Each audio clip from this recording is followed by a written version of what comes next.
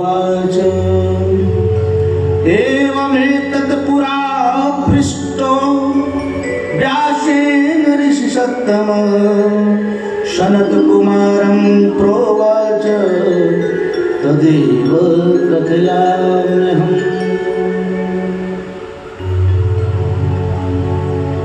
श्री ब्रह्मा जी महाराज कहते हैं, अच्छा आप एक बात और निवेदन करूं आपको कि शिव महापुराण की कथा में 3 श्रोता हैं और 3 वक्ता हैं, है ना। तो सर्वप्रथम जो पुराण के आरंभ में कृपाकर माताएं अपने बच्चों को लेकर के ही बैठे साथ में, और कुछ वो बदमाशी करे तो उनका गाल मत मुड़ेलना, बस भगवान का बोलो, कथा सुनो। क्या होता है कि एक दिन मैया लेकर के अपने लाल को लेके आई, अब उसको अच्छा नहीं लग रहा था। अब मैया कथा में आनंद विभोर हो रही थी और बालक विघ्न डाल रहा था, तो पकड़ निकाल पूरा मुरेर दिया। अब जहाँ शांति थी और वहाँ फिर और शांति हो गई। अब बाला नाम रोदनम बलम, और बालक को रोने में ही बड़ा बल मिलता है, जितना समझाएंगे उतना और तेज रोएगा, तो है ना। तो इसलिए शांति से अपने बालकों को प्रेम से व्यवहार करिए, बैठाइए, कथा सुनो, आपको प्रसादी मिलेगा। बाबा आएंगे तो प्रसादी देंगे। और ये मत बोलना जब ये चिल्लाओगे, बदमाशी करो तो बाबा झोली में भर के लेके जाएंगे। आजकल ये बहुत प्रचलन है, कुछ नहीं है तो ऐसे कह देती हैं, बाबा काम करो नहीं, बाबा झोली में भर के लेके जाएगा, है ना। तो जब कथा का आरंभ हुआ, सर्वप्रथम शौनकादिक 88,000 जो ये संत महात्मा थे, ऋषि थे, इन्होंने सूत जी महाराज से निवेदन किया। सूत जी महाराज भगवान वेदव्यास से इन्होंने कथा को प्राप्त किया, और भगवान वेदव्यास जी ने सनत कुमार चारों भाइयों से प्राप्त किया, और इन चारों भाइयों को श्रीमान नारद जी महाराज ने सुनाया, और इसके बाद नारद जी महाराज को भगवान ब्रह्मा ने कथा सुनाई। इस प्रकार से श्रोता और वक्ता का इसमें ये व्याख्यान है। तो श्रोता को एकदम बिल्कुल निमग्न होना चाहिए। हम जैसे अभी निवेदन किया था कि वार्तालाप नहीं करना चाहिए। श्रोता भी 3 प्रकार के होते हैं, पता है ना? नहीं पता। एक जो कथा में आकर के सो जाता है उसका नाम सोता। कहीं नहीं मिली जगह तो चलो कथा में आनंद मिलेगा, और सचमुच कथा में इतनी आनंद आती है वो आपको कहीं नहीं मिलेगा, किसी भी एयर कंडीशन में नहीं मिलेगा। लेकिन कथा में जो जैसे आवेगा, अगर उसकी मन का थकान ही दूर हो जाती है, बढ़िया 3 घंटे समाधि लगेगी। जिसको कथा नहीं, जिसको नींद नहीं आती हो, नींद की गोलियां लेके खानी पड़ती हो तो भी नींद न आती हो, कथा में बुलाओ या बढ़िया नींद आएगी। हाँ, और दूसरा है सरौता। कथा में आके अरे पंडित बाबा पता नहीं क्या बोल रहा है, कुछ पल्ले नहीं पड़ रहा है, बताओ ये सुनाना चाहिए तो यही सुना, बतवा यही सुना रहा है। हाँ, तो वो हो गया श्रोता, वो हो गया सरौता। अब श्रोता, श्रोता का मतलब है एकदम अबोध, अज्ञानी। जानते तो बहुत है, 18 पुराण है हमारे पास, कंठस्थ है, परंतु अबोध, अल्पज्ञ बन करके भगवान की कथा को श्रवण करना चाहिए। कैसे?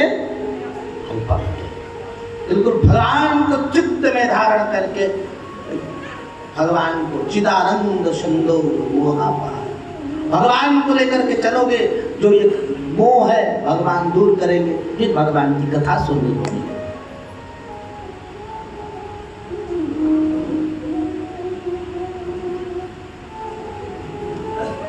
पूर्व काल में व्यास जी महाराज ने कहा, जब भगवान की कृपा से अनुज्ञता से श्री कार्तिकेय भगवान ने त्रिपुरासुर का, तारकासुर का वध किया, तो माता दीदी बहुत दुखी हुई और इस प्रकार से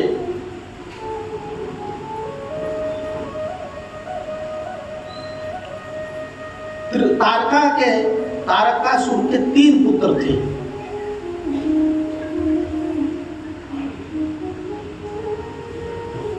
तारकाक्ष, कमलाक्ष और बिंदुनमाली। ये तीनों असुरों ने भगवान की बहुत ही कठोर ब्रह्मा जी का प्रसन्नता के लिए तप किया और इन्होंने इतना कठोर भगवान ब्रह्मा की तप की। भगवान ब्रह्मा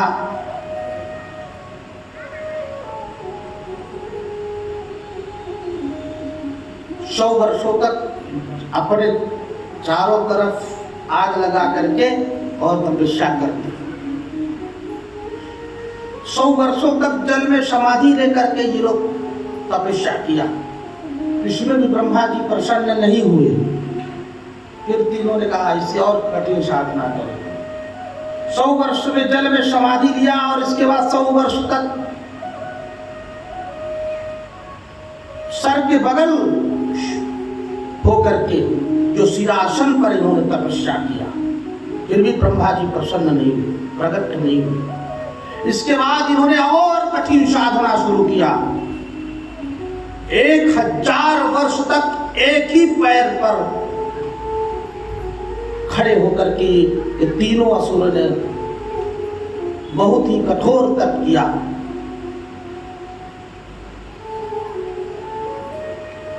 वर्षाणां शतकं चैव पदमेकं निधाय च भूमौ स्थित्वा परं तत्र ते पुस्ते बलवत्तराः। इस प्रकार से ब्रह्मा जी प्रकट हुए। ब्रह्मा जी कहते हैं कि दैत्यों मैं प्रसन्न हूँ, वर मांगो। प्रसन्नोऽस्मि महादैत्या युष्माकं तपसा मुने सर्वं दास्यामि युष्मभ्यं वरं ब्रूत यदौषितम्।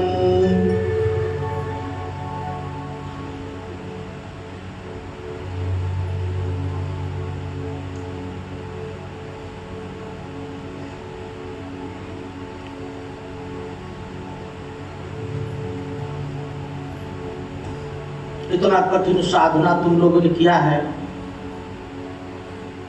इस प्रकार से तुम वर मांगो। ये तीनों असुर कहने लगे, महाराज मुझे ऐसा वरदान चाहिए कि जो न देवताओं से जीता जा सके, न मनुष्यों से जीता जा सके, ऐसा आप मुझे उत्तम लोक दीजिए। और इस प्रकार से भगवान ब्रह्मा ने श्री विश्वकर्मा महाराज जी को बुलाया और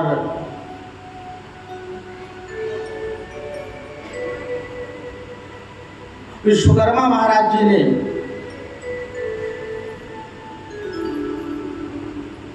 तारकाक्ष के लिए स्वर्णमय लोक का निर्माण किया। कमलाक्ष के लिए चांदी का उनका महल और लोक निर्माण किया और बिंदुनमाली के लिए लोहे का, वज्र के समान लोहे का पूरा किला, पूरा उनका लोक, उनकी नगरी बसाई, जो कि बड़े बड़े देवताओं से भी शक्तिवान, किसी भी देवता से भी वो अजेय था।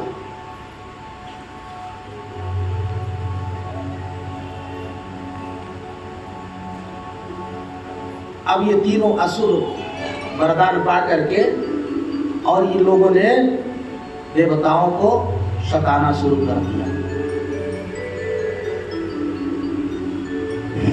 अब इस प्रकार से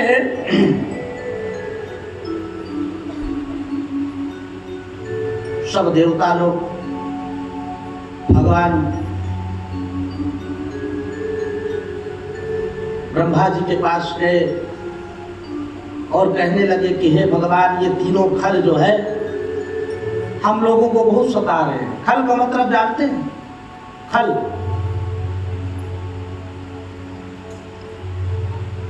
खल का मतलब, ब्रह्मा जी ने वरदान दिया तो अब ब्रह्मा जी का ही खा करके जिसका खाए उसी से लड़े, उसका नाम खल। खल का मतलब जिसका खाए उसी से लड़े। अब ब्रह्मा जी का उन्होंने वरदान पा गया ये तीनों असुर और ब्रह्मा जी से ही युद्ध करने के लिए। आओ ब्रह्मा, आप तुम्हें देखते हैं।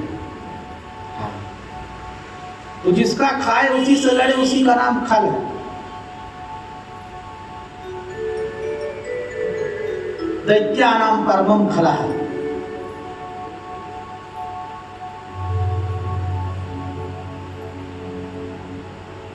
बड़े प्रतापी वीर उनके। ब्रह्मा जी सोचे कि कैसा हमने वरदान दे दिया, और इस प्रकार से ब्रह्मा जी भगवान विष्णु के पास गए और भगवान विष्णु जी भी सब देवताओं को समझाते हैं कि देवताओं, भगवान शंकर के पास चलो। भगवान महादेव ही भक्त वत्सल हैं और भक्तों के कल्याण के लिए अवश्य ही साधन बनाएंगे। भक्त वत्सल का मतलब जो अपने भक्त माने बछड़ा, भक्त माने होता है कल्याण करने वाला, और वत्स माने होता है बछड़ा। गाय माता अपने बछड़ों को जैसे जन्म देती है बच्चे को, और इसी प्रकार चाट पोछ करके एकदम व्यवस्थित कर देती है। बछड़ा तुरंत ही हिलने डुलने लगता है, झपट्टा मारने लगता है, और फिर उसके पास अगर कोई जाए बच्चे से खिलवाड़ करे तो हुंकार करके दौड़ती है ना। तो ये हो गया बस यानी भक्त, यानी कि जो अपने बस के ऊपर रक्षा करता है उसका नाम भक्त वत्सल। भगवान भक्त वत्सल हैं श्री महादेव। सब देवता जाकर के भगवान की स्तुति करते हैं। नमो हिरण्यगर्भाय सर्वसृष्टि विधायवे, नमः स्थितकृते तुभ्यं विष्णवे प्रभु विष्णुवे, नमो हर्षस्वरूपाय भूत संहारकारिणे, निर्गुणाय नमस्तुभ्यं शिवाय अमित तेजसे। भगवान सब देवता लोग कहने लगे कि हे भगवान, आप ही सृष्टि निर्माण करने के लिए आप निमित्तक हैं, और आप ही सृष्टि को पालन करने के लिए पालनहार हैं, और भूत संहार कारणे आप ही संहार ही करते हैं। तीनों क्रिया आप ही हैं प्रभु, हम लोग सिर्फ निमित्त हैं। नमस्ते भूतपतये महाभार सहिष्णवे, तृष्णाहराय निर्वैरा हृदये भूरि तेजसे। नमस्ते पार्वतीनाथ परमात्मन् महेश्वर, नीलकंठाय रुद्राय नमस्ते रुद्ररूपिणे। दैत्यों को सर्वनाश करने वाले और अपने भक्तों के ऊपर रक्षा करने वाले। हे पार्वती नाथ, आप सभी अस्त्रों को धारण करने वाले हैं, इसलिए हे भगवान महेश्वर, आप रुद्र स्वरूप होने वाले, रुद्र स्वरूप धारण करने वाले भगवान रुद्र, आपको प्रणाम। इस प्रकार से 42 श्लोकों में सब देवता ने मिलकर के भगवान महेश्वर की स्तुति किया। सनत कुमार कहते हैं कि इस प्रकार से सिर झुका करके जब सब देवों ने भगवान वृषभध्वज की स्तुति किया और इस प्रकार से भगवान शिव कहते हैं कि हे देवताओं, इस समय त्रिपुराध्यक्ष यानी त्रिपुरासुर के पास बहुत पुण्य है। उसके पास इतना पुण्य है, कर्म के प्रताप से उसका नाश नहीं किया जा सकता। किसी के पास सामर्थ्य नहीं है उसका नाश कर सके। इसलिए क्या करना चाहिए? इसलिए हे देवताओं, मायापति भगवान विष्णु ही कुछ करेंगे। मायापति कौन है? भगवान विष्णु। तो इस प्रकार से भगवान विष्णु ने एक यति को प्रकट किया अपनी माया से। किसको प्रकट किया? यति को। यति मतलब सन्यासी को। और भगवान ने कहा कि अनेनैव सदा देवा यजध्वं परमेश्वरं पुरत्रय विनाशाय जगत्त्रय विभूतये। ये अति तुम जाकर के त्रिपुर में जाओ और त्रिपुराध्यक्षों को तुम लोग उनके मार्ग से भ्रमित कर दो। क्या कर दो? उनका मार्ग क्या है? सत कीर्तन और नित्य निरंतर वेद हवन, भगवान शिव की यज्ञ इत्यादि कर्म से उनका नित्य निरंतर पुण्य बढ़ता चला जा रहा है। और इस प्रकार से वो यति अपने दिव्य योग से और प्रकार से सन्यासियों को प्रकट किया और भगवान का सहकार करने के लिए भगवान की आज्ञा शिरोधार करके वो यति चला और त्रिपुर में पहुंच करके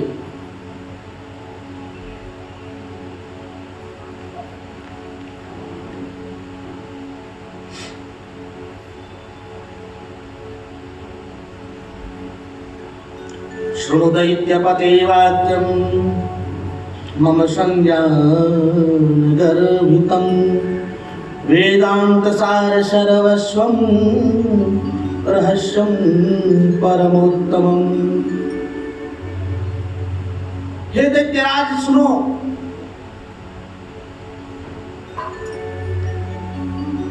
दैत्य की सभा में यतियों का समूह देख करके ये तीनों दैत्य उस सन्यासी को बुलाए और वहां पर क्या है? आप किस नहीं बैठ सकते? नहीं बैठना तो चले जाओ।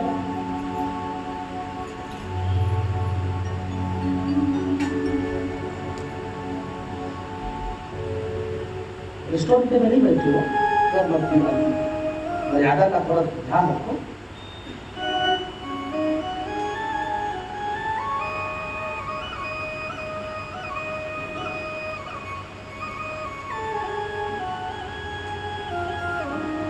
अरे काल के शिव का मनाई हो,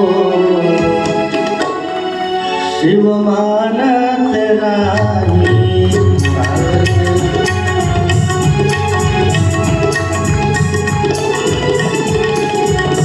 काल के शिव के मनाई हो, शिव मानत नाही। मानत नाही शिव मानत नाही। मानत नाही शिव मानत नाही। काल के शिव का मनाई हो, शिव मानत नाही। काल के शिव के मनाई हो, शिव मानत नाही।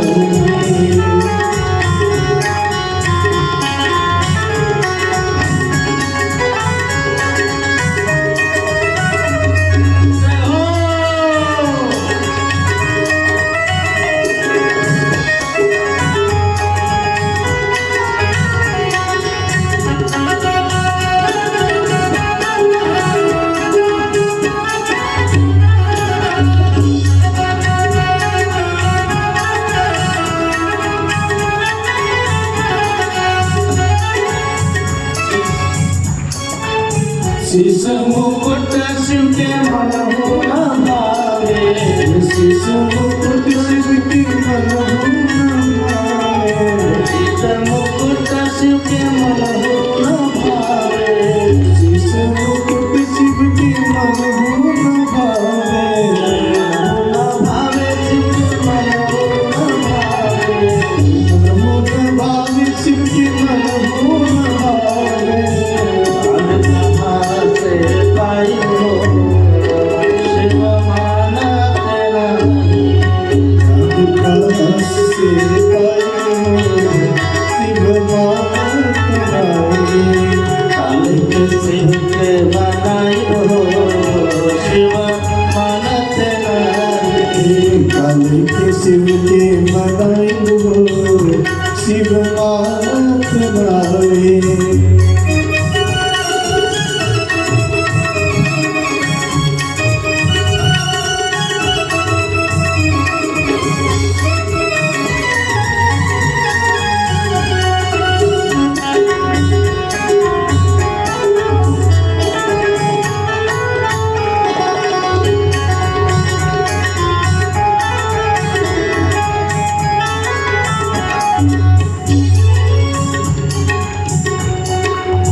काल तलैया शिव के मन हो न भावे। काल तलैया शिव के मन हो न भावे। काल तलैया शिव के मन हो न भावे। काल तलैया शिव के मन हो न भावे। मन हो न भावे शिव के मन हो न भावे। मन हो न भावे शिव के मन हो न भावे। गंगा के धार कहाँ पाई हो, शिव मानत नाही। दार कहाँ पाई हो, शिव मानत नाही। काल के शिव के मनाई हो, शिव मानत नाही। काल के शिव के मनाई हो, शिव मानत नाही।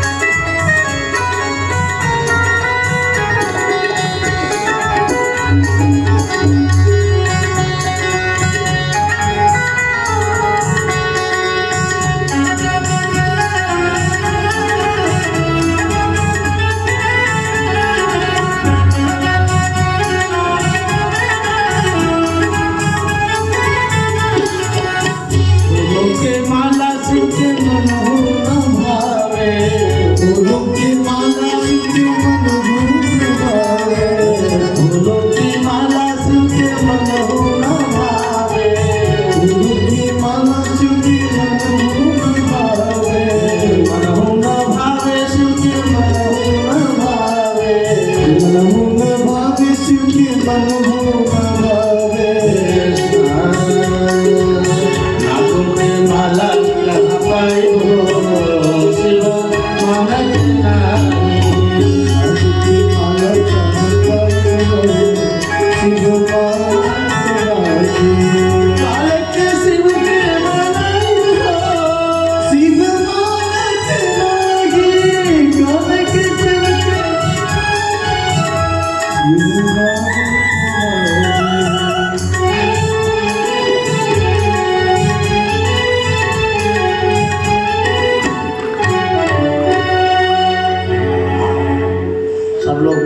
बैठ जाएं, आराम से अपने अपने आसन पर विराजमान हो जाएं और भगवान के आज्ञानुसार ओए मुंडी यति ने, सन्यासी ने इन तीनों असुरों को अपने कथन से प्रभावित कर दिया।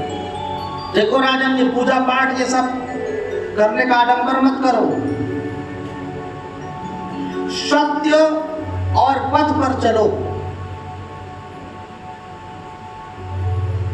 जो जन्मा है उसका मृत्यु निश्चित है, जो मृत्यु जिसकी हुई है उसका पुनर्जन्म निश्चित है। बहुत से लोग यज्ञ साधना करते हैं परंतु उससे कुछ नहीं मिलता। इसलिए तुम लोग ये सब बंद करो, ये पूजा पाठ दान दक्षिणा ये सब बंद करो राजन। हमारे इष्ट यही कहते हैं और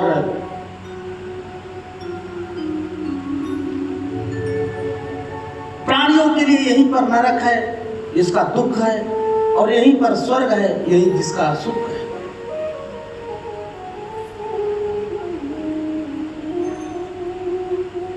अनेक प्रकार से युक्ति समझाया उस यति ने, और इस कारण से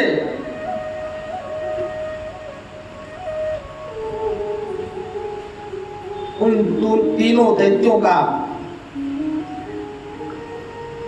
कर्मकांड बंद हो गया।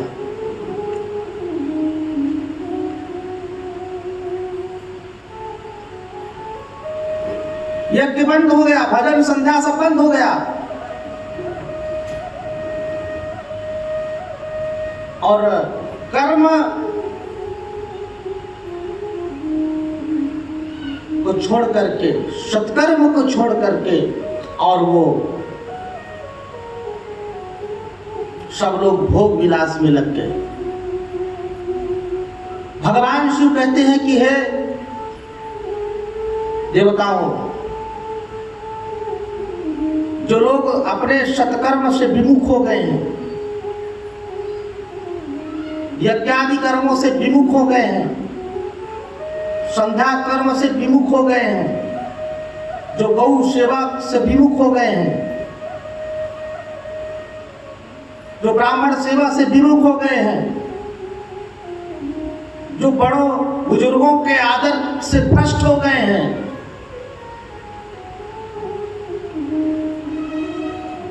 जो गायत्री सेवा गायत्री उपासना से विमुख हो गए हैं, गणेश सूर्य देवी शिव और विष्णु भगवान की सेवा से विमुख हो गए हैं,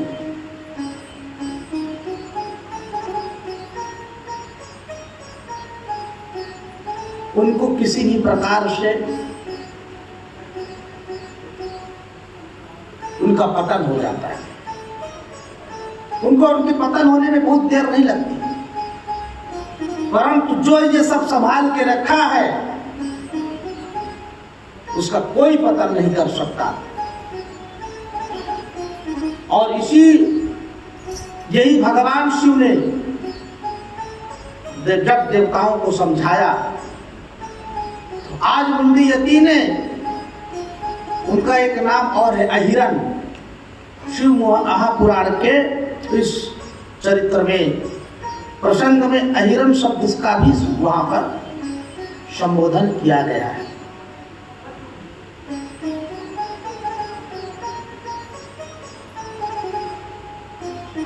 और उस मायावी यति ने भगवान विष्णु की आज्ञा से जो अपनी माया के द्वारा प्रपंच रचा, और इन तीनों असुरों का वेद धर्म मार्ग सब नष्ट हो गया। अब इसके बाद भगवान विश्वकर्मा जी ने सुंदर दिव्य रथ निर्माण किया, और भगवान ब्रह्मा जी उसके सारथी बने। और भगवान सदाशिव के सम्मुख रथ में निवेदन करके, प्रभु अब आप विराजमान होइए।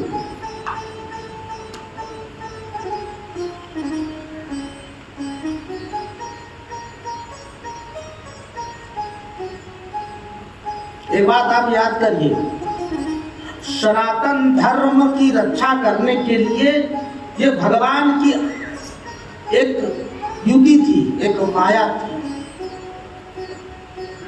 समझ रहे हैं ना, कि जो वेद धर्म को, सनातन को नष्ट कर दे, और वही कुछ लोगों ने उसका अनुकरण किया।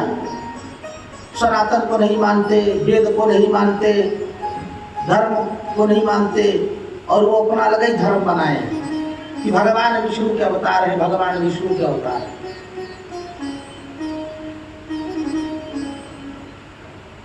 कोई लोग उसी में अनुकरण करके प्रथा मान लेते हैं, ये प्रथा श्रेष्ठ है। लेकिन जो प्रथा श्रेष्ठ है वो यही श्रेष्ठ है जहां पर आप बैठे हैं। बोलो राधे राधे। ये सर्वश्रेष्ठ प्रथा है और यही उत्तम धर्म है।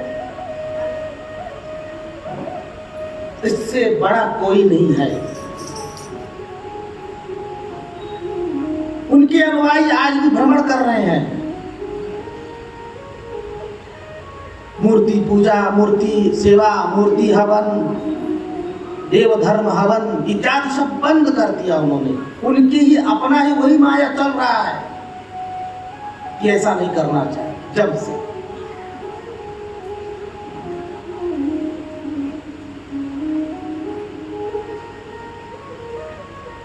और उन यतियों का बाद में भगवान ने कहा तुम मेरी शरण में जाओ, मेरी उपासना करो, तभी तुम्हारा कल्याण होगा। क्योंकि अगर कोई भी हो, दैत्य हो या दानव हो या मनुष्य हो, अगर वो धर्म से चल रहा है, वो धर्म का पालन कर रहा है, उसको अधर्म की शिक्षा नहीं देनी चाहिए। इसमें पाप लगता है, ब्रह्म हत्या का पाप लगता है। आप भगवान की सेवा कर रहे हो, मैं कहूं कि नहीं आपका भगवान सेवा नहीं करो, तो ब्रह्म हत्या के साथ साथ मनुष्य तुरंत रोगी होकर के मर जाता है। ये भगवान को इतना कठिन प्रायश्चित होता है। इसीलिए भगवान ने कहा तुम मेरी शरण में आओ, मेरा यजन करो, मेरी भक्ति करो। लेकिन उन व्यक्तियों के समुदाय में, उन व्यक्तियों के सभा में जो इन यतियों ने अपनी माया फैलाई थी, उन तीनों राक्षसों को मारने के लिए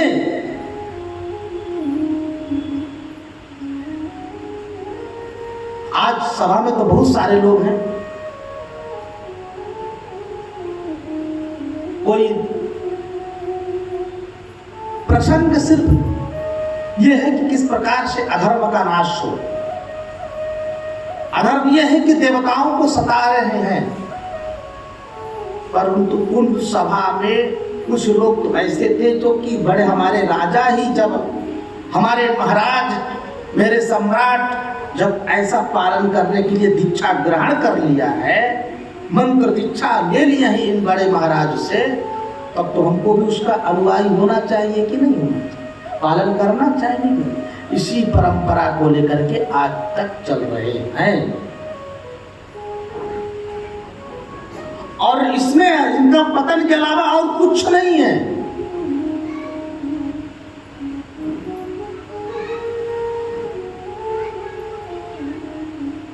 बहुत लोगों को ज्ञान हो रहा है, फिर से धीरे धीरे लौट रहे हैं, फिर से लौट रहे हैं। समझ में आ रहा है कि सनातन क्या है और सनातन में, सनातन का पालन करने वाले सनातनियों का क्या कल्याण होगा, और इनको नष्ट करने के लिए रावण, कुंभकर्ण शिशुपाल, दंतवक्त्र, बड़े बड़े धर्मी, जरासंध, बड़े बड़े राजा, बड़े बड़े महारथी, सबने यही उपाय किया कि न भगवान की कोई पूजा करेगा, ना कोई भगवान का यज्ञ करेगा, सिर्फ मेरा करेगा। यहां तक कि एक राजा था पेन, शासक बना तो सबको मारपीट करके यही कहलवाता कि मेरा भजन करो, कोई नारायण नहीं है, कोई शिव नहीं है, सिर्फ मैं हूं इस धरातल में, इस पृथ्वी का मालिक मैं हूं, मेरी ही पूजा होनी चाहिए। बैनाय नमः सब लोग बोलो। धर्म कुछ नहीं है, यज्ञ कुछ नहीं है, वेद कुछ नहीं है, सब भगवान, ऋषि, संत महात्मा, इन्होंने जो नित्य निरंतर भगवान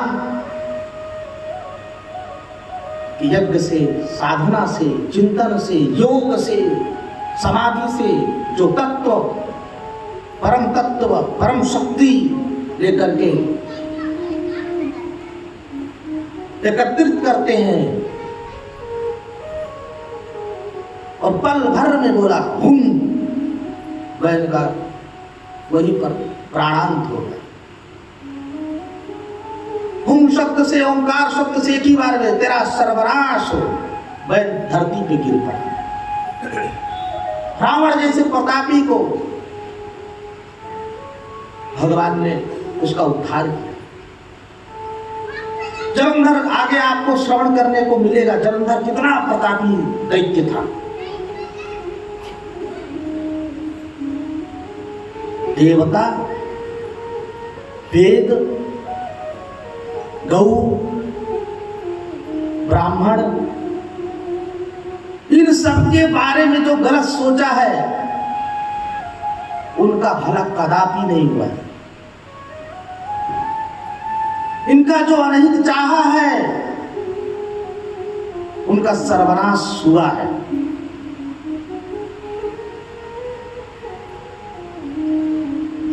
यही महादेव ने कहा कि देवताओं अब न घबराओ, अब इन तीनों दैत्य का पुण्य नष्ट हो गया है। क्या है? पुण्य नष्ट हो गया है। अब इस प्रकार से भगवान उस दिव्य रथ में सब विराजमान होकर के, और भगवान ने एक ही बार से तीनों पुरियों का संधान किया और तीनों दैत्यों का भगवान ने उद्धार कर दिया। बोले गौरी शंकर भगवान की।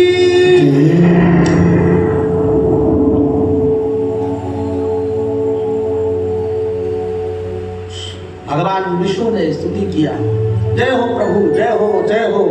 महेश्वराय देवाय नमस्ते परमात्मने, नारायणाय रुद्राय ब्रह्मणे ब्रह्मरूपिणे, एवं कृत्वा महादेवं दण्डवत् प्रणिपत्यः, जजाप रुद्रमन्त्रं च दक्षिणामूर्ति संभयम्।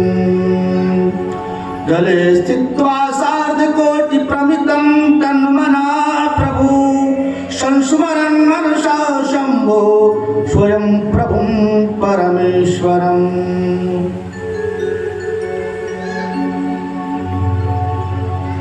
आप महेश्वर देव, परमात्मा, नारायण, रुद्र, ब्रह्मा आप ही हैं।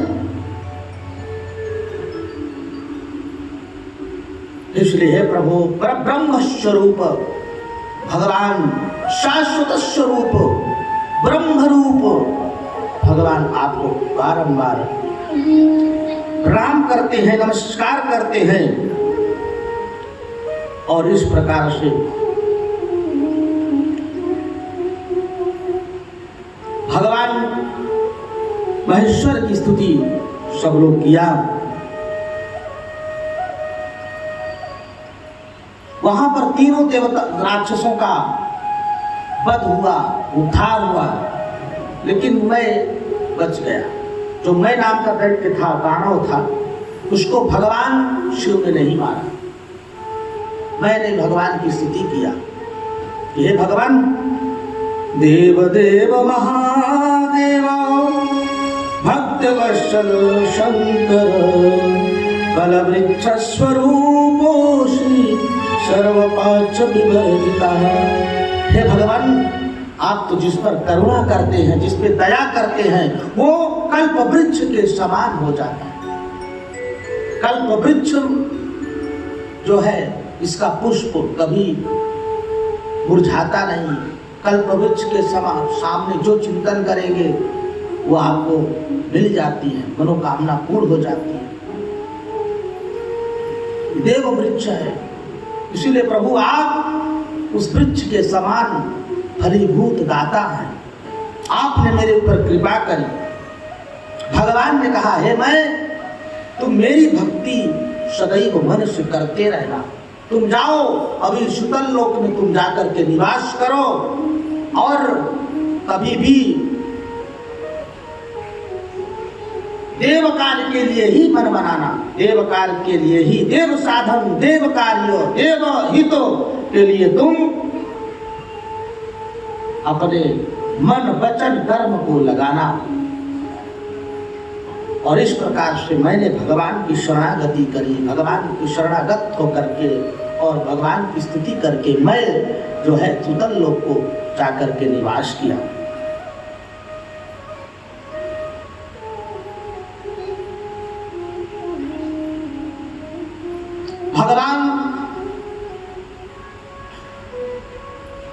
भगवान सदाशिव ने देवताओं का कार्य साधन किया है। देवता लोग अब सुखी हो गए हैं। अब उनके अम्बरावती राज्य में, लोक में कोई प्रकार से दुख नहीं है, कष्ट नहीं है। जब सुखों का अब पारा चढ़ता है तो मनोन्मत्त हो जाते हैं। जब सुख अपार आता है तो मनुष्य अंधकार में भी गिरता है। अहंकार भी आ जाता है। इंद्र को अहंकार हुआ कि भगवान ने मेरा कार्य साधन किया। कुछ वर्षों के बाद, हजारों वर्ष तक इंद्र ने स्वर्ग का सुख भोगा। इसके बाद एक दिन गुरु बृहस्पति से इंद्र ने कहा कि गुरुवर, चले भगवान महेश्वर का दर्शन करने के लिए। भगवान ने हमारे साथ बड़ा ही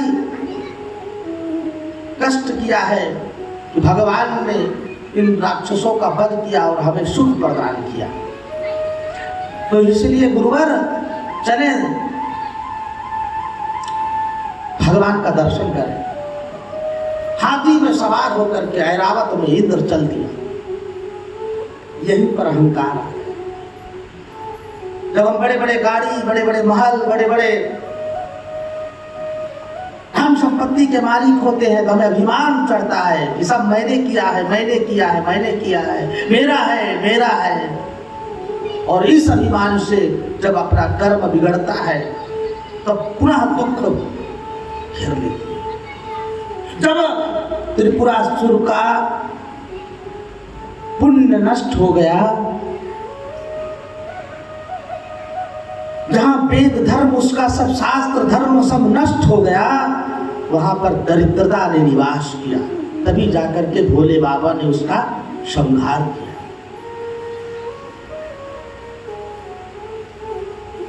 अब आप सोचिए कि कितनी भगवान की कितनी अद्भुत लीला है।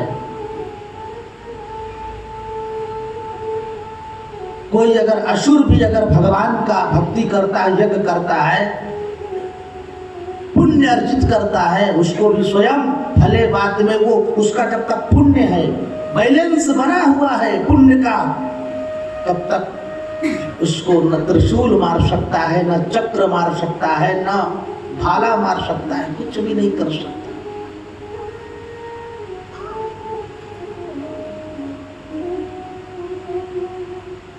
मदोन्मत्त होकर के इंद्र जा रहा है मार्ग में। उसी समय भगवान देखे कि इंद्र बदाम धोकर के आ रहा है और गुरु बृहस्पति भगवान का चिंतन करते हुए आ रहे हैं। उसी बीच परीक्षा लेने के लिए भगवान महादेव ने एक जटाधारी ब्राह्मण भेष धारण करके प्रकट हो गए।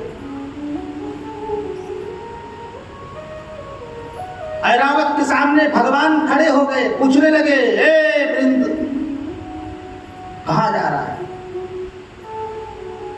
इंद्र ने कहा, तुम मुझे कह रहे हो? तुम मुझे कह रहे हो? अरे ब्राह्मण, तुम्हें समझ में नहीं आ रहा है? मैं त्रिलोक विजेता, देवताओं के राजा, मैं इंद्र हूं। अच्छा, इस समय इंद्र का नाम क्या है? इंद्र का नाम क्या है? इंद्र का एक पद होता है, उसका नाम पुरंदर है। क्या है? ये पूर्व जन्म में शौ यज्ञ किया था, अश्वमेध यज्ञ किया था शौ, इसीलिए भगवान की कृपा से ये इंद्र पद का अधिकारी बना।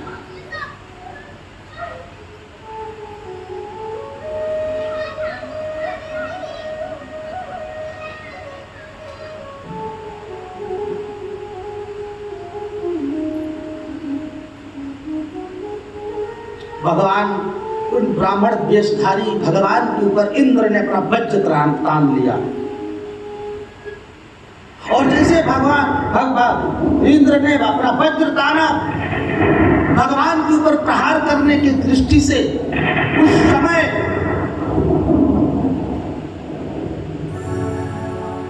भगवान ने अपनी कृपा दृष्टि से, दया दृष्टि से इंद्र का हाथ जो था स्तंभ कर दिया। न हाथ चले, न हिले, न डुले, न मटके, कुछ भी नहीं। इंद्र बड़ा घबराया, भगवान कुपित हो गए। यद्यपि गुरुवर जान गए, समझ गए, देव बृहस्पति स्तुति करने लगे कि हे ब्राह्मण, हे करुणावतार, हे लीलाधर, हे परम पुरुषोत्तम, हे दीनानाथ, आप इंद्र को मुक्त करिए। नमो देवाधिदेवाय महादेवाय चात्मने महेश्वराय प्रभवे त्रयंबकाय कपर्दिने कालांतकाय कालाय कालय भोगीराय च नमस्ते परमेशाय सर्वत्र व्यापिने नमः। हे भगवान, सर्वत्र व्याप्त है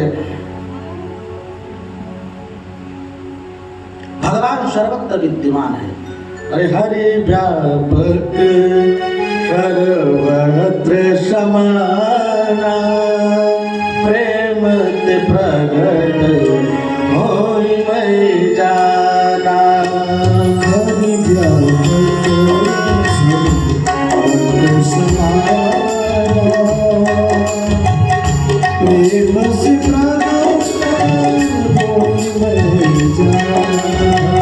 हरि व्यापक सर्वत्र समाना, प्रेम ते प्रगट होई मैं जाना। हरि व्यापक सर्वत्र समाना, प्रेम से प्रगट होई मैं जाना। भगवान श्री त्र्यंबक भगवान महादेव ये तीसरी आंख से जो तेज पुंज विद्यमान हो गई थी क्रोध के कारण, कोप करने के कारण, भगवान तो गुरुवर के भक्ति से प्रसन्न हो गए, स्तुति से प्रसन्न हो गए, परंतु अब वो तेज जाए कहां? अगर पृथ्वी में छोड़ देंगे तो पृथ्वी उस तेज से पूरा जल जाएगी।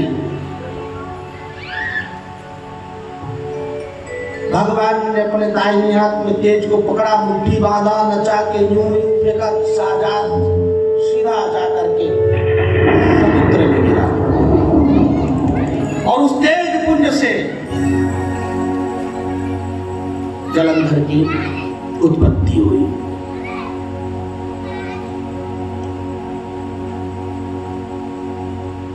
और जलंधर बड़ा ही वीर था, पहलवान था, समस्त देवताओं को पराजित करने लगा और भगवान शिव का भक्त भी था। कालनेमी दैत्य की कन्या वृंदा के साथ जलंधर का विवाह हुआ।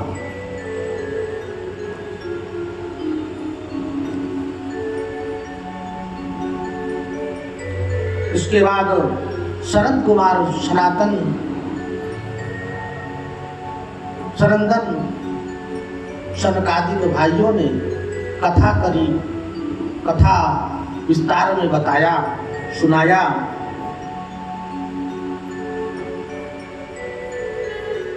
कि भगवान समुद्र मंथन के समय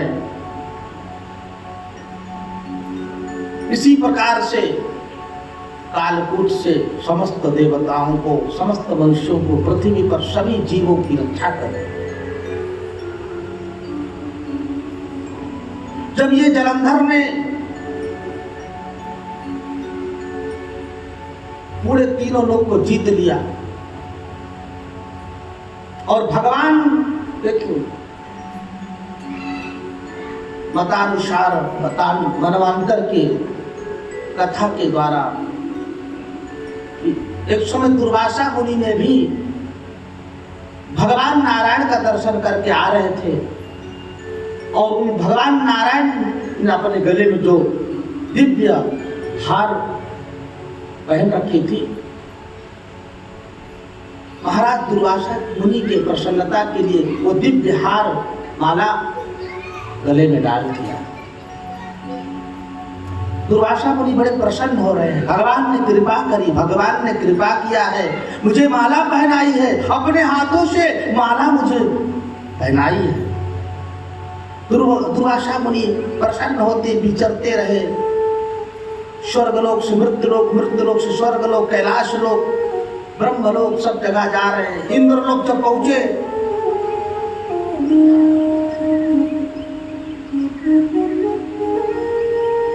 आजकल लोगों पर दरोगा का हाथ हो जाए ना तो दरोगा की डीपी सबके मोबाइल पे घूमती रहती है। और जिसके ऊपर राष्ट्रपति की कृपा हो जाए तो वो तुमको लगता है 200-400 फॉरवर्ड कर देगा, है। तो वही प्रकार से हाल दुर्वासा मुनि का। अरे इंद्र कहाँ जा रहे हो? इंद्र ने कहा महाराज गुरुवर प्रणाम। हे प्रभु बस आपकी कृपा है, आप जैसे संतों का दर्शन हो जाए जीवन धन्य हो जाता है महाराज। अच्छा तो एक काम कर इंद्र, तू ये प्रभु नारायण ने मुझे अपने हाथों से माला पहनाई है और इस प्रकार से तुझे मैं ये माला का प्रसादी देता हूं। और दुर्वासा मुनि ने इंद्र को माला पहनाई और इंद्र जो है जब देखे कि गुरु महाराज दुर्वासा मुनि कुछ दूर निकल गए तो उनके गले में वो माला ऐसे लगा चुभ रहा है, तो उन्होंने वो माला अपने ऐरावत हाथी पर डाल दिया। अब वो ठहरा पशु, उसको क्या माला का क्या महत्व मालूम पड़े, तो उसने भी अपने सुर से निकाला और आगे फेंक दिया और वही अपना जा करके वो अपने पैरों से कुचल दिया। दुर्वासा मुनि जब मुड़ करके देखे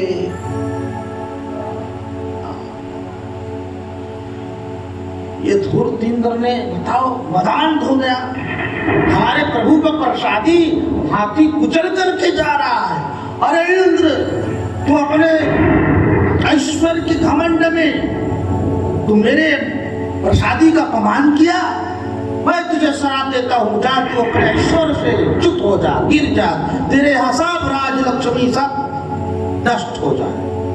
तब देव दैत्यों ने मौका पा करके शुक्राचार्य जी मुनि ने कहा, जाओ बढ़िया अवसर है, दुर्वासा जी ने श्राप दिया, जाओ देवताओं को फिर सताओ। तब जलंधर ने आक्रमण किया, सारी राज संपदा सब लेकर के समुद्र में गया। जलंधर कहाँ था? समुद्र में रहता था, उसका निवास समुद्र में था। भगवान के पास फिर गए ये देवता लोग, बोले प्रभु कृपा करो,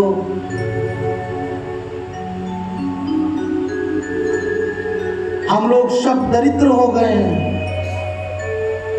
चाय भी नहीं मिलती सुबह सुबह महाराज जी। हाँ बताओ, कोई दरिद्रता देखी है? जो देखी है तो वो बताए। सामने वाला चाय पी रहा है, बड़ा खा रहा है, समोसा खा रहा है, सैंडविच खा रहा है, परंतु अपने को ना मिले तो वही दरिद्रता है। ऐसी हाल व्यवस्था देवताओं की।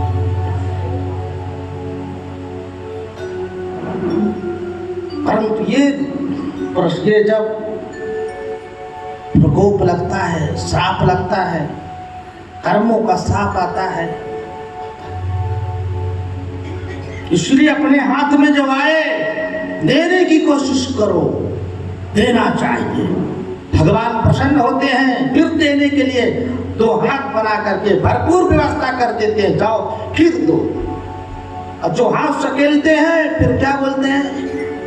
घोड़ा हो जा। घोड़ा क्या करता है? खुद से अपने सब सकेलता है, मिट्टी ऐसे करता है। हाथ देने के लिए परमात्मा हाथ नहीं बनाता। इसलिए कभी भी दान करे धन ना बटे, जो सहाय रघुवीर। भगवान सहायक बन जाते हैं, वो दाता के ऊपर कृपा करते, हमेशा दान करता रहता है। इसीलिए राजा बलि ने सर्वस्व दान कर दिया, भगवान ने कृपा करी, पहरेदार बने, द्वारपाल बने, वॉचमैन बने। भगवान स्वयं जगतपति लक्ष्मीपति राजा बलि ने भगवान को द्वारपाल बनाया। वही कर्म से हम दान के लिए घबराते हैं, अरे मेरी तिजोरी खाली हो जाएगा, मेरा बैंक बैलेंस खाली हो जाएगा, मेरा कपड़ा कम हो जाएगा, मेरा थाली बर्तन कम हो जाएगा। यज्ञ में देने से क्या मिलेगा मुझे? यज्ञ में कुछ नहीं, सब। अरे जब यज्ञ की रक्षा आप करते हैं, भगवान राम ने रक्षा करने के लिए, विश्वामित्र की यज्ञ की रक्षा करने के लिए भगवान विश्वामित्र के साथ गए, पग पग बिना पनही के।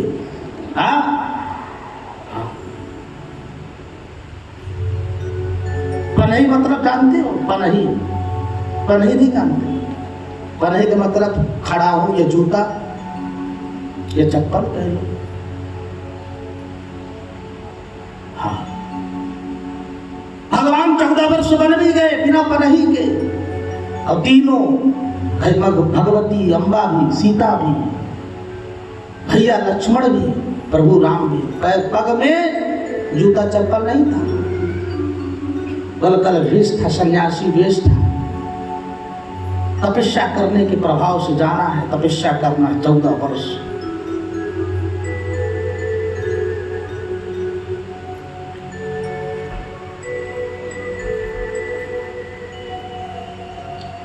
आज सारा ऐश्वर्य देवताओं का समुद्र में है।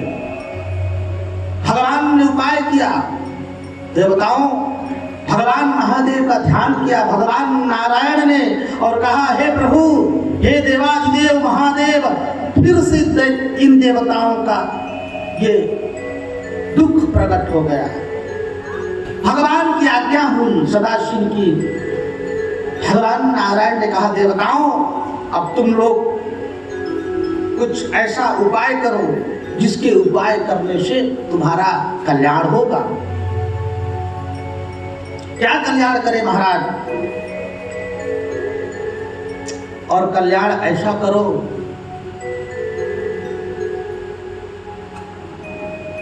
तो पहले जाओ इन दैत्यों के साथ संधि करो। संधि करोगे, मित्रता करोगे, तो इनका भी बल तुम्हारे पास आएगा और फिर उसी बल से तुम मथ करके समुद्र को फिर तुम ऐश्वर्य प्राप्त कर सकते हो। और फिर इसके बाद अमृत निकलेगा तो तुम लोग अमृत पान करके भी तुम लोग अमरत्व को प्राप्त कर लोगे, फिर तुम्हें कोई दैत्य पराजित नहीं कर पाएगा। भगवान ने युक्ति बताई कि हरियोपि संध्येया सति कार्यार्थ गौरवे अहिमूषक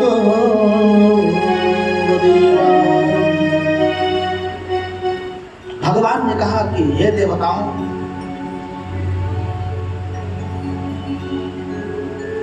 अर्योपि संध्येया, जिस प्रकार से उदाहरण भगवान ने दिया कि हे देवताओं, एक बार एक सेठ की अपने कमरे में अलमारी रखी।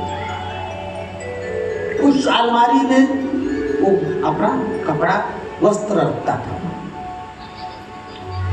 अपना तैयार होकर के और उस अलमारी को बंद करना, पिटारी को भूल गया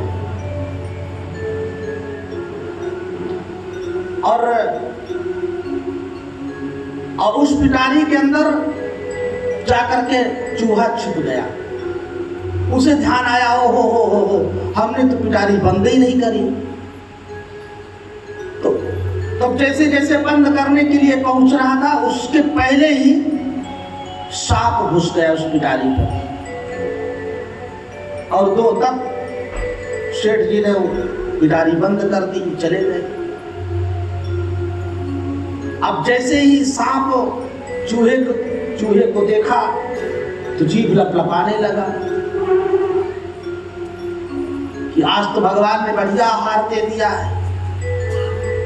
परंतु उसने सोचा कि अगर हम अब इस चूहे को पा लेंगे, खा लेंगे, मतलब तो हम निकलेंगे कैसे? चूंकि यहां से अगर नहीं निकला तो वैसे भी न जाने ये कब पिटारी खुलेगी और मैं बिना भोजन का तो फिर मर ही जाऊंगा। एक भोजन सबके लिए, जीवन जीने के लिए आवश्यक है। तो उसने यही उपाय सोचा। मामा जी राम राम। चूहा भी बेचारा सुगड़ा हुआ डर के मारे कांप रहा था। सोचा, ये राम, ये कब से मेरे को मामा बना लिया? अरे भांजे, तुम कब से मुझे मामा बना लिए?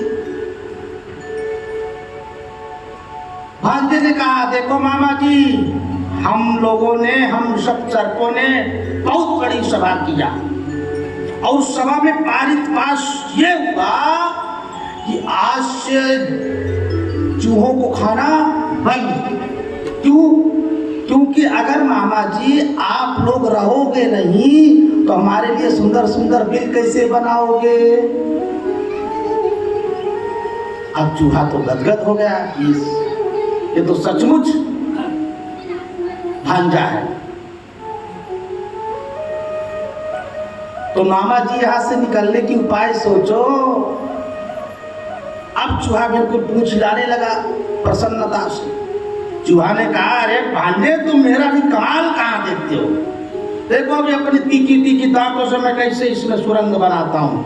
और धीरे धीरे काटना शुरू किया और उसी पिटारी में छेद कर डाला।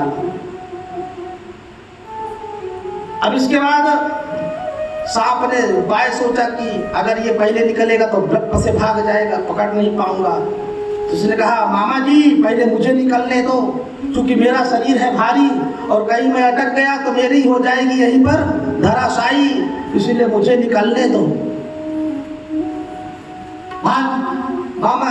मामा ने कहा, ठीक है भांजे, तुम निकलो।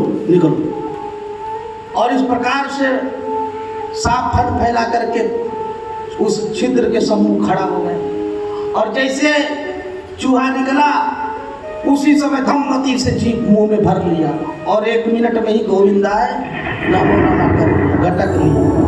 अब चूहा ने कहा, अरे भांजे, ये क्या कर रहे हो? छोड़ो। सांप ने कहा देखो मामा जी, जब तक तुम पिटारी में थे तब तक मैं तुम्हारा भांजा था, पिटारी से बाहर निकलने के बाद तुम तो मेरे आहार हो। उसी प्रकार से भगवान ने कहा कि देवताओं उसी प्रकार से साधन करो तभी तुम्हारा कल्याण होगा। तब पहले दैत्यों के पास पहुंचे और दैत्यों से कहने लगे, अरे भाइयों, राम राम। अब इन दैत्यों ने सोचा कि देवता तो कब से राम राम करने लगे, भाई ये तो हमारे शत्रु हैं। देवताओं ने कहा देखो भाइयों, अब हम सब युद्ध नहीं करेंगे, हम सब एक ही पिता के संतान हैं। एक अरे महाराज मरीचि, भगवान मरीचि के पुत्र कश्यप को प्रजापति दक्ष ने अपनी 13 कन्या विवाह दी थी, दिति, अदिति, कद्रु, विदिता इत्यादि। हाँ, तो इस एक से दैत्य, एक से दानव, एक से देवता, एक से नाग, सर्प, तरह तरह के तृण पतंग, सब जो भी है सब भरा हुआ है कश्यप महाराज के संतान इस मृत लोक में। देवता लोगों ने कहा देखो भाइयों, हम लोग ऐसा कार्य करने जा रहे हैं जिस कार्य करने से हम सब भले ही आपस में लड़े, भले कितनी लाठी डंडा टूटे, परंतु कोई मरने वाला नहीं है। भले यहाँ तक तोप तमंचा भी चल जाए तो भी मरने वाला कोई नहीं है। दैत्य लोग बोले हरे राम, ये क्या उपाय बता रहा है? हाँ तो क्यों, कैसे? बोले देखो भाइयों, हम लोग समुद्र को मथेंगे और समुद्र मथने के बाद जो इसमें से अमृत निकलेगा, हम सब लोग भाई अपने आपस में बंटवारा करके पी लेंगे, अमृत हो जाएंगे और हम सब लोग फिर आपस में कितना भी पटका पटकी हो फिर कोई मरने वाला नहीं। देवताओं की इसी बात पर देवता लोग मान गए। लेकिन भाई अब ये सवाल उठता है कि आखिर ये मंथन होगा कैसे? तो बोले वो तो पर्वतराज सुमेरु है, उन्होंने कह दिया है भद्राचल पर्वत उन्हीं के मथानी से हो, उनके ही द्वारा मथानी बनेगी और उसी से मथा जाएगा। तो इसके लिए रस्सी भी लगेगी मथने के लिए। तो महाराज नाग वासुकी के पास गए देवता लोग, नागराज राम राम। क्यों राम राम? आपको समुद्र मंथन में सहयोग करना पड़ेगा नागराज, उसमें से क्या मिलेगा? अरे कोई मेरा मूंछ कानेगा, कोई मेरा पूंछ कानेगा, कोई मेरा मुंह मरोड़ेगा, मेरे शरीर का खिलवाड़ करेगा, दुर्गति करेगा, मुझे क्या मिलेगा? ना भैया ना, अपने शरीर का ये बलभंजन कोई नहीं करवाएगा। देवता लोगों ने कहा देखो नागराज, अमृत मिलेगा, अमृत के अधिकारी तुम होगे, अमृत हो जाओगे, तुम्हारी पूजा होगी। तब नागराज मान गया और इस प्रकार से समुद्र मंथन आरंभ हुआ। और समुद्र मंथन आरंभ हुआ, परंतु भगवान गणेश का पूजा वंदना कोई नहीं किया। तो उस समय जो है मद्राचल डूब गया, यानी पर्वत डूब गया। अब फिर से सब देवता लोग दुखी हो गए कि लो काम बना तो अभी जा करके सब चौपट हो गया, इतना परिश्रम सब व्यर्थ हो गया। भगवान की शरण में गए। भगवान महादेव ने कहा तुम लोग गणपति का पूजा किया? बोले नहीं किया। बोले अब जाके करो। तब गणपति महाराज का पूजन किया। महाराज गणपति विघ्न विनाशक हैं और तुरंत दयालु है, दया किया और फिर से जो है मंथन आरंभ हुआ। मंथन आरंभ हुआ, मंथन करते करते सर्वप्रथम कालकूट नामक विष प्रकट हुआ और इस प्रकार से उस कालकूट के प्रभाव से, ताप से सारे देवता, मृत्युलोक में प्राणी सब ऐसा लगे कि उनका प्राणवायु अवरुद्ध होने जा रहा है। और इस प्रकार से सब लोग घबरा करके भगवान की शरण में गए। अरे देव देव महादेव भूतात्मन भूत भावना त्राहि नः शरणं पन्ना त्रैलोक्य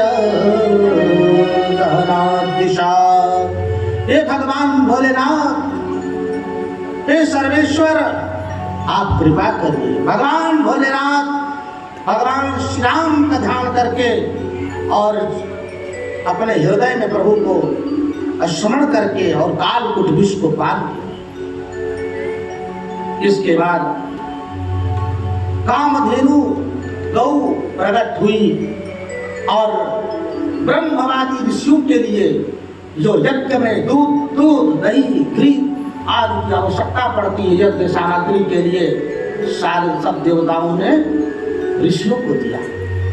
उच्चैःश्रवः नाम का घोड़ा, सुंदर सफेद 500 किलोमीटर प्रति घंटे की रफ्तार से दौड़ने वाला उच्चैःश्रवः घोड़ा जो है निकला और उनको महाराज बलि को दिया गया। फिर से मंथन आरंभ हुआ। ऐरावत नाम का हाथी प्रकट हुआ। देवताओं ने कहा मैं लूंगा, राक्षसों ने कहा मैं लूंगा। भगवान ने कहा देखो बलि बदमाशी मत करो, अभी तुमने घोड़ा लिया है और इंद्र ऐरावत लेगा। जी जी जी। इस प्रकार से भगवान की आज्ञा मान करके पुनः मंथन आरंभ हुआ। कौस्तुभ मणि प्रकट हुई, दिव्य चमचमाती हुई सुंदर भव्य मणि। सब लोग दैत्य लोग अपने में हम लेंगे हम लेंगे हम लेंगे, देवता लोग बोले हम लेंगे हम लेंगे। भगवान ने कहा कि देखो देवताओं दैत्यों, अरे मेरा भी कुछ ध्यान रखो, सब तुम्हें ही लोगे कि हमको भी कुछ लोगे। और इस प्रकार से दैत्य देवता दोनों मिलकर के प्रभु बस आपके ये वक्षस्थल में शोभा पाने वाली होगी। और इस प्रकार से भगवान विष्णु ने अपने वक्षस्थल में धारण किया। अब सारी अप्सराएं आई जो स्वर्गलोक की अधिष्ठात्री बनी और सारे रत्न एकत्रित हुए, वो भी स्वर्गलोक की धरोहर बनी। कल्प वृक्ष ये भी स्वर्गलोक की धरोहर बनी। और इसके बाद भगवती रमा